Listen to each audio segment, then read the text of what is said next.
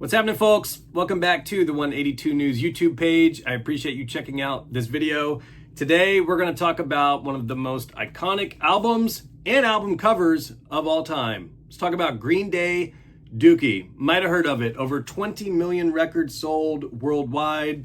One of the best albums ever. One of the most influential albums ever. Still to this day, one of my favorite albums. And I was giving this a spin the other day and just admiring the artwork. I mean, what an epic cover. Sticks out. It's so rad. And one of the things I love about vinyl making its triumphant return several years back is that I really like looking at the cover art on some of these and just holding it physically in hand and checking out the front, checking out the back and the inserts or whatever. It's just a lost art, I feel like, on music. And I was looking at the back, and this is a 2009 press, and I notice there's no Ernie. Where the hell's Ernie? Now, I remember the CD I had as a kid listening to this definitely had Ernie on the back. And unfortunately, I don't have that CD anymore. But it made me think about it for a second, like, okay, what happened to Ernie? I feel like I had heard it was removed at some point, didn't quite know the story on it or when that went into effect. And I dug into it a little bit. And here's the story on it. So this album was released February 1994 on Reprise Records. And at the time, the cassette, the CD, and the vinyl had Ernie somewhere on it. And this is something where I never had the cassette, so I didn't realize that Ernie was there inside the J card. Never had the vinyl. This vinyl in particular now is going for about $200 plus, it looks like, for a first press, which is pretty rad. That's probably a pretty cool vinyl to own. And I was looking at, okay, everything released in 1994 had Ernie on the back. And this is the one that I had as a kid. I think still to this day, the one with the brown spine and the brown tray is probably the most coolest one you could own CD-wise as far as US releases go. And all three versions of this had Ernie on the back. Now, by 1995, the US versions had this removed. And the legend has it that they just didn't think it was worth risking a lawsuit with Sesame Street for Ernie, their little play doll, being a focal point of the back of this iconic album that's blowing up. And thus he was airbrushed out or removed in some capacity. And on US versions after 1995, there is no Ernie. Now, what's interesting about that is if you look at copies of this album from other countries, Japan, UK, even Canada, even to this day, there are still copies that they still have Ernie on. I guess outside of the US, it just doesn't matter.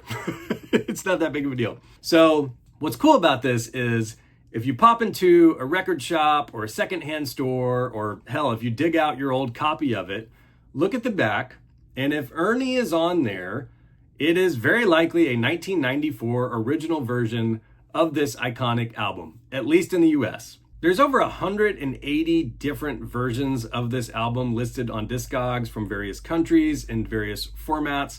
So needless to say, there's quite a few that you can look through on this if you're curious to see which ones included it, which ones did not. I always love checking out the Japanese editions of these. I just think they look sick with the cases that they come in and everything like that. But yeah, even as of a few years ago, from what I can find, Japan, Europe, Canada still includes Ernie. However, in the US, after 1994, it was removed.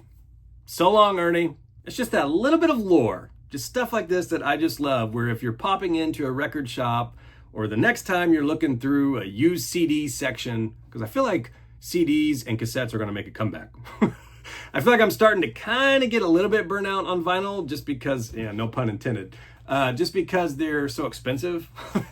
Vinyl was cool 5-6 years ago when it was $20 and nobody was buying physical media. Now vinyl's like $50 and it's getting kind of crazy.